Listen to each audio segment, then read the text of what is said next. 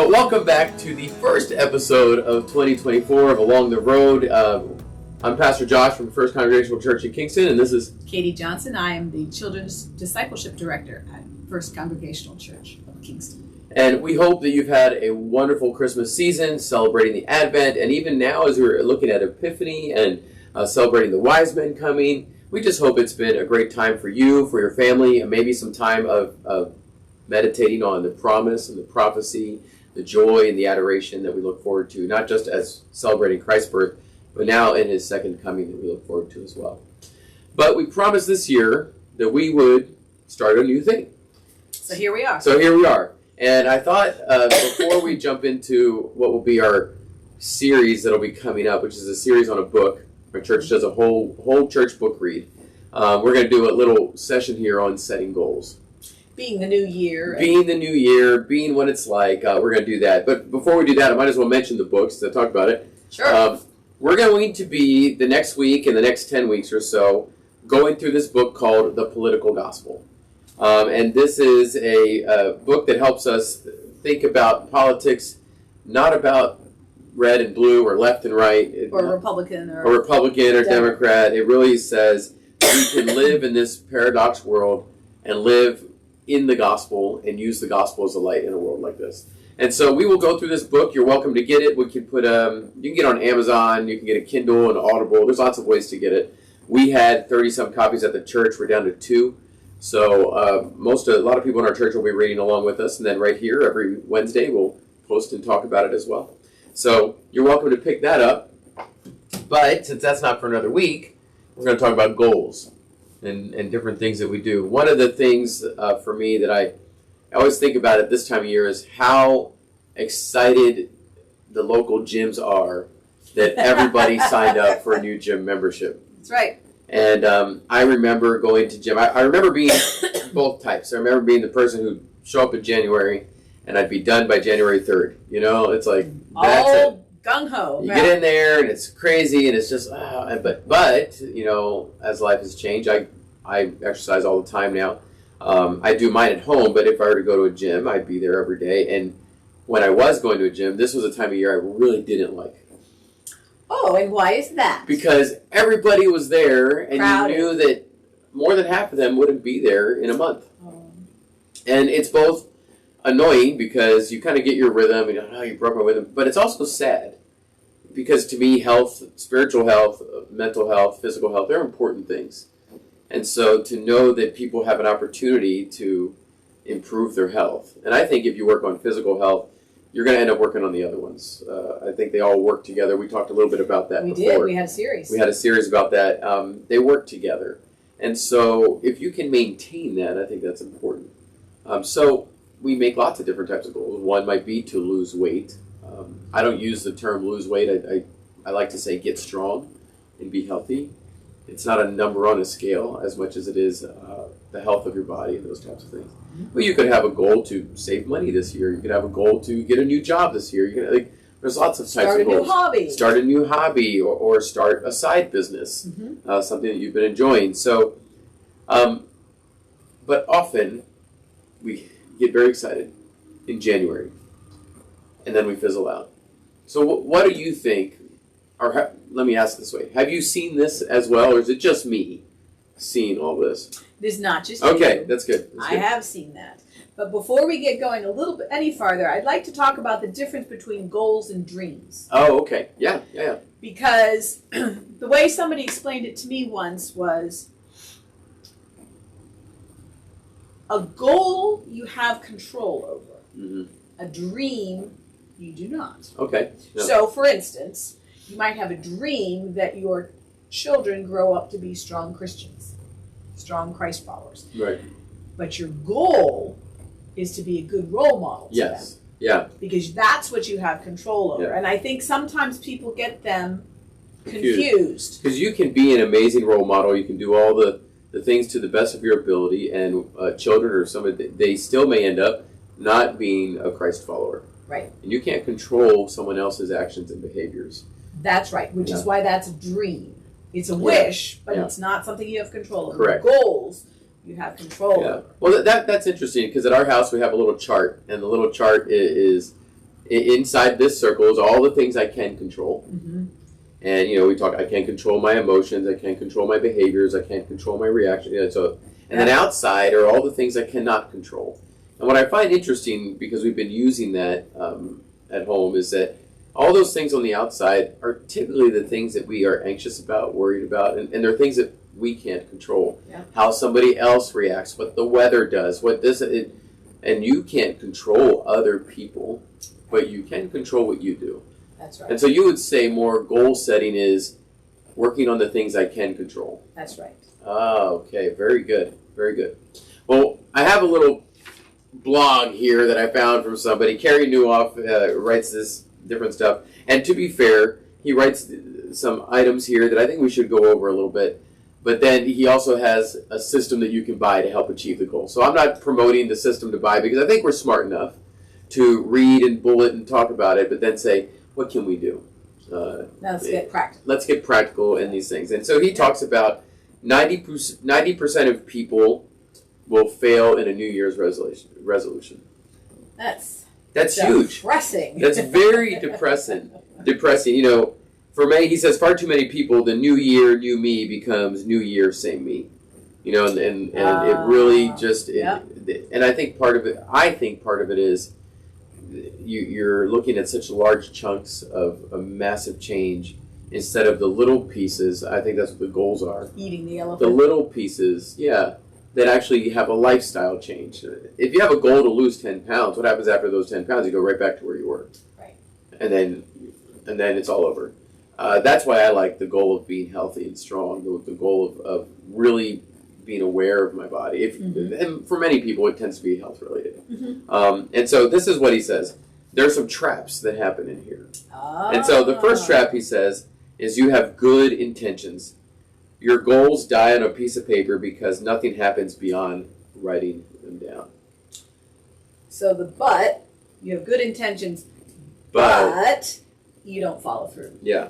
So it's great advice. We hear that all the time. Take this time of year. Take the last week of the year. Take this beginning month. Mm-hmm. And meditate. Think. What are some work goals I have? What are family goals I have?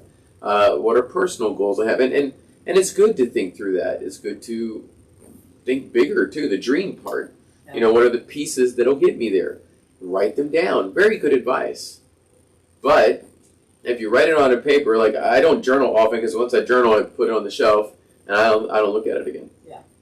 If you are not having that constantly in front of you and meditating and working on it and looking at the pieces to it, then all you've done is a good mental exercise that doesn't get you anywhere. It stays mental. It stays mental. Now, I don't know, are you a person that at this time of year, are you the type of person that might write down a couple goals? I have from time to time, but I think I get discouraged because I end up not following through on it. Right. And then that leaves me unmotivated to try again. Right. And I think that domino perpetuation is a hard thing to get over. Yeah. For me, anyway. Yeah, I've always struggled with that. I think part of it is my personality. Goals are very tiny, detail-oriented.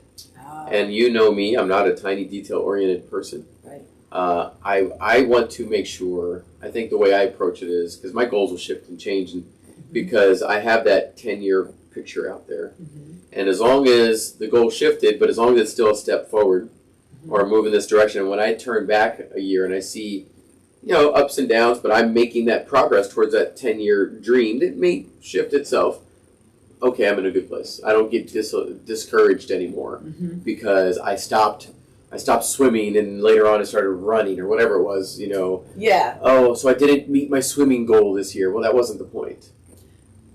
The point was something bigger than that little goal. Mm-hmm. So for me, I don't write it down on paper, but I constantly envision what is it that I'm doing, what will that do for me in 10 years, in 5 years? I can't even think that far ahead. Well, it's a personality thing. It is a personality. It's a personality, absolutely. Definitely. Yeah, and we are different. So maybe not off of this blog. Maybe the first thing is in this beginning part of the year is what works best for your personality. You've been around enough to know. I'm around enough to know. Writing it down is not going to do much. Yep. Now I speak with someone. We talk about it, So you have some accountability, someone who's asked, hey, how's those vision, how's that goal, or where are they going?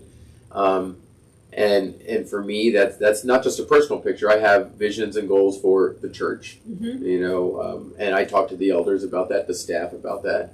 And the bigger picture is still way out there, but all the little pieces, as you know, sometimes we have to take it and shift it over here, and then and different things have happened. But what we've noticed, and I hope we've noticed, is that we are still incrementally going towards that goal. Yes, and I think in some ways a key is the word increments. Yes. And understanding what the appropriate increments are. Yeah. So, I could say a goal of mine. So I prefer fiction books. Yes. But maybe a goal is to read some nonfiction. Okay, so what's realistic? What's realistic for you? All right, so 2 nonfiction books during the course of the year. Okay, that I can manage. You can handle that. That's an increment. Yeah. That works for me. Absolutely. Those little steps do matter in walking through that. So let's look at what his next one says, because I think it kind of talks about these increments. Mm-hmm. It says trap number 2 is that momentum creates false success.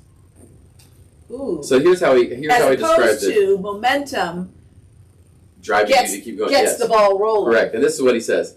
Momentum will mask underlying problems, creating a false sense of success.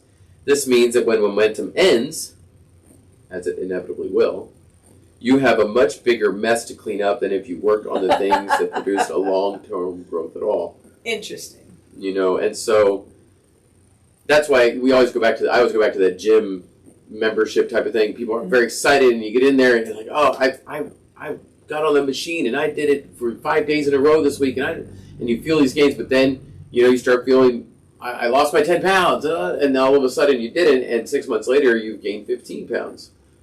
Yeah. And because you stopped going, and the underlying problem was that you weren't thinking of a long-term growth. Why am I here? Because as someone who exercises, I'll tell you, there are days I do not want to run. I do not want, and it's not a momentum thing, but it is a lifestyle choice thing. Mm-hmm. That's why, we don't talk about diet in our house. Mm-hmm. We talk about making choices to our lifestyle and how we, it's not a diet. Yeah. And it's not that, because a diet, they come and go, and you can fail at them. And really, how about we engage our minds and where we're going, and what we're eating, or what we're exercising, what our work goals are. Right, because technically, you're always on a diet. Yeah. Because your diet is what you eat. Exactly. Now, whether you're on a reducing diet, or my son who's weightlifting. A lot of protein, a big increases. Yeah. But they sometimes go on a bulking diet. Yeah, absolutely. And it's a mindful thing, and it's a purposeful thing. And so, I think that's important that we think in that, because no matter what, with anything, January is great. Winter, we're especially here in New England, the dead of winter, I know we're past, winter solstice, but like the dead of winter in February in parts, you lose momentum. Every workplace, you have the seasons. We have seasons like that at our workplace, at the church. Seasons that feel like, oh, we're dredging through this until we get to that, boom, now we have this lot of excitement building, and then we come back and slide back and forth. And so we can't depend on momentum. So I understand his trap. Mm-hmm. Because momentum is like, yay, we did this thing and it was great, but you never address the underlying issue. You never address why you got there in the first place. Correct. And so you have to address what causes me to want to or not want to do this. And that's, that goes back to the 3 parts we talked about earlier in the year, that's more of a mental exercise. If you're dealing with your body, well, what's the mental part that's caused me to go here, and what's the spiritual part? And you have to work through all of this. So if you don't like to exercise, why? Yeah. Find something that you do like to do. Yeah. Not everyone likes to run. Yeah. So, exercising doesn't have to be running. No, it doesn't. It doesn't. Now, here's one for you. Oh, boy. Trap number 3. Lack of momentum. That creates a false sense of failure. He says this way. So it's the 2 sides of the same coin here. Sure. In the same way momentum can create a false sense of success, the lack of momentum you're currently facing can prematurely create a sense of failure. that any attempt at a fresh goal is useless. And he goes, and that is a lie. And I think that's important. And I remember, I run a lot now, but when I first started running, both of these are true. Why do I run? I'm not really a runner, and I follow a lot of running different things, and everyone will say, it doesn't matter if you run a 15-minute mile or a 6-minute mile, you're a runner. Why? Because you got off the couch and you went and moved. Even if you're fast walking, you're a runner. Like, there's an idea of who you are. It becomes that. So the momentum's not, the momentum is, I just got up and moved. Yeah. But, there are some weeks, and there have been times where I've had a knee injury, and the momentum dies. Yes. And so I got to restart a goal, got to redo this. So the lack of momentum could be a mark of failure, and then I'm not willing to set the next goal. It's not even worth it to get back running again. It's not even worth it. Why bother? My knee's just going to hurt again. And so it is a lie that right now we're in a low state. So why even bother starting a new goal? It doesn't make sense. Yeah. And so very interesting that momentum is both and. Okay, so help me understand. I got the momentum is false sense of progress, but I'm not quite sure how lack of progress or lack of momentum does not equal lack of progress. Lack of momentum, because usually then people feel like they failed at a goal, they have to reset a new goal, and then you basically lie to yourself and say, well, if I failed already, it's no use setting a new goal. So starting over, or starting again. Someone who says we're going to grow by 10% this next year, and in month 3 they're down 3%. Failed at this goal. Why even set that? Why even set a new goal? Okay, we're down. Let's try and grow 10% from where we are here, and they're not even. It's just not worth it. And so it says, well, we've already lost the momentum. Why even try a new goal? Why start over? Why start over? All right. And so you have to kind of figure that out. He has different things on there, but what he says here is a bad year this year doesn't mean you have to go through another one next year. When you combine hope with a strategy, the likelihood of success increases dramatically. So that's a bridge into, we have these 3 traps. Yep. But the bridge is what makes goal setting successful. The reason I picked this is because I do like this direction. Is he says the remedy to all this is to have a strategy. The difference between goals that get realized and goals that don't is the presence or absence of a strategy. So the goal itself is not the strategy. Correct. Okay, keep going. So I signed up for a half marathon in May, coming in May. And shouldn't be a problem, but I remember the first half marathon, and I'll do that with the same with this one. About 12 weeks out, I want a half marathon. I want to. My goal is to not finish. I know I'll finish. That's good. I used to never know I'd finish, so I'm in a better place. Yeah. So now my goal is to be under a certain time. Okay. And then what they tell you is you have a goal and a stretch goal. So I want to be under this time, but if I'm really stretching, I want to be down this far. But in order to do that, there are different plans out there, and I grab a plan that actually gives me a 12-week full running and strength building course for 4 or 5 days a week that you do for 12 weeks. Okay. Leading up to that in order to reach your goal. Okay. That's a strategy. That it is giving me, I'm going to take this plan, I'm going to put a plan into action. I'm not so the strategy is the plan. Yes. The goal is the end, is the finish line. Correct. Okay. I'm gonna lose 10 pounds. Well, okay. Where's the strategy in that? What does that I'm just look gonna like? stop eating. Well, that's not a good plan. Like That's putting in this good plan and the purpose and the strategy and what goes with it. That's important because that's actually lifestyle. That's why I use the word lifestyle. You have to not see it as like, oh, here's this end thing. It's like, what are all the lifestyle choices that I'm going to make to create new habits as I walk through this? Right. So, in a sense, your goal is setting new habits, not losing 10 pounds. Right. Yes, in a sense. Yeah. Right? Yeah. And so one thing he said here is, because a lot of people say, well, I can get my goal if I just have hope, like I'm going to make it. I hope I'm going to make it there. And he says here, hope is not a strategy, but a plan is. And so you got to determine to make this the plans to get us there. In a church, you say, well, we want to, and we've been working on this in our church. We want to really focus on discipleship. Our goal is intergenerational discipleship. Mm-hmm. We're not there yet. But if you look at where we were 3 years ago, we're different from there because we had a plan. First, we have this step to work on, and then we wanted to work on what is a champion project. And now let's unfold the champion project. Now let's have it in this service. Expanded here. Yep. So that we're moving each step towards that bigger goal. But it's a plan. When we're looking at transforming growth groups, it's the same thing. Right now, it's a little fluid, but we have to develop a plan. So if you're new to the church, where do I start? Well, you start at this group, and then you have this level, and then you start working through this strategy that we've given you a plan on all the entrance roads and all the steps to become this discipling person that we have a goal of. Mm-hmm. We don't fully have that codified yet, but that's the next step we're doing. Yep. That's the next piece of the strategy development. Yeah. And so he talks about that. He says, what you do every day matters more than what you say on New Year's Day. And I think that's important. That's right. A simple correction is to spend far more time working on the strategy for implementing the goal than coming up with the goal. Sure. So we spend a lot of time, and I used to make that mistake. Why do I want to do this? All this time with the goal, when really you should spend a lot more time with the strategy. Proportionally. Yeah. Mm-hmm. A lot more time with planning it out. How am I going to get? What's going to happen? What happens if I make that goal? Yeah. What happens if I make it in May? What happens if I make it in May? And we still got the rest of the year.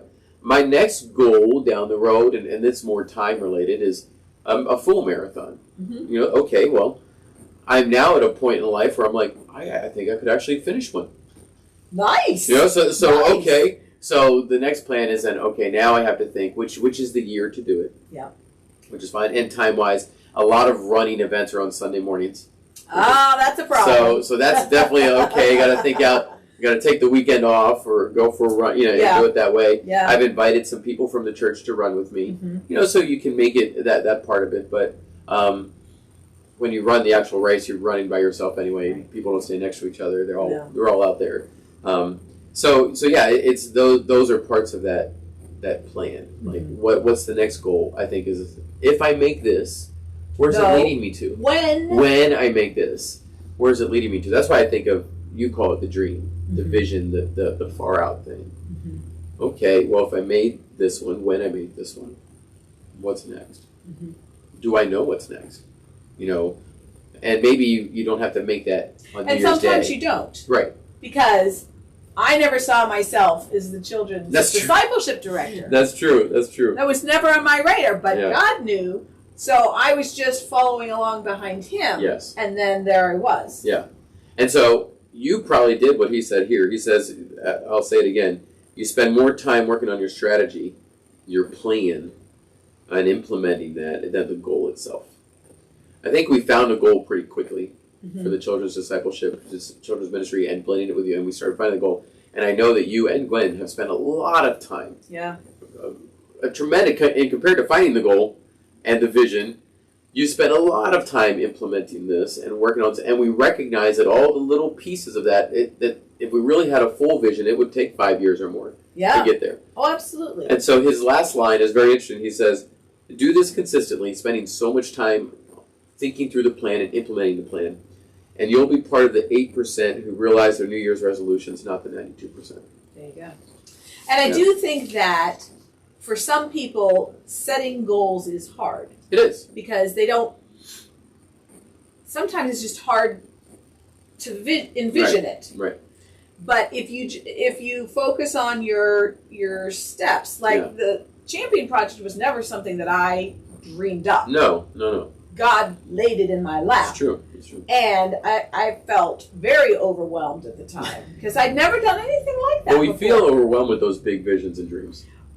So I said, okay, here's where we'll start. Yeah. And just, that's where we're headed. It's the similar thing that when we teach Financial Peace University, and one of our elders teaches that, and it's coming up here in a week or so. And one of the things they talk about, people with overwhelming debt, is is to just pay off the smallest balance first. No, actually, their first goal number one, is get $1,000 in an emergency fund, and then lay out all your debt, smallest to largest. Don't look at percentages. Don't look at any of this. Yeah. And the research over hundreds of thousands of people who have done this system is that you get such a psychological benefit of paying off these little ones. That's the good momentum, the wins that come with that. Yeah. That it carries. And so, if you listen to their stories, you go to their blogs and podcasts and stuff, people who have mountain of debt, $150,000 of debt or more, and not including a house, student loans and credit cards and phones and other things. And it's all paid off, in a matter of, for some, 18 months or 24 months or 36 months. But they will say consistently at the little things, and they said they broke down to the smallest portion and then just worked at the little ones. Yep. And then the bigger ones didn't seem as bad. Because you've already got that behind you. Yeah. And as they'll say, Dave Ramsey says on his podcast, he's like, yeah, you've developed the muscle, the strategy, that lifestyle of, I'm budgeting, I'm saving, there's this goal, and we're going to get there. I can now see how it worked here, and I'm 10% less in debt than I was a year ago. Now, oh my goodness, and it starts to grow. And then the strategy there is not just to do that, is to save enough to have an emergency fund, to build retirement, so that you can give and be generous with your giving to people. It's a really good plan. It's not the only one out there, but I think it's one of the better ones out there. So we teach it, has biblical principles in it, but it follows this type of thing. You want to be successful in that, you have to spend a lot of time, and they teach it. Sit down every month with your budget. Every month, lay out your debts. Every month, that's not goal setting, that's implementing and planning. Where's every dollar going? Yep. And they say it, I think, because they have an app or something. It's like every dollar has a name. Every dollar is assigned to something. That's planning. And millions of people have become successful off of that. And I think it's really good. So hopefully that helps you. You can sit down and think about the big picture, the visions, the dreams. Maybe look at some goals this year. But I would say, I said to someone on our staff gets overwhelmed with all these things, I said, just pick one or two. Pick one or two, and then spend more time planning how to implement it. And I think you'll find more success this year, 2024, than you have before. Sound like a plan? Sure, I like that strategy. I like that strategy as well. All right, well, until next week, we will see you then, and we're going to start the political gospel next week, so join us then. And I hope you have a blessed week. Take care.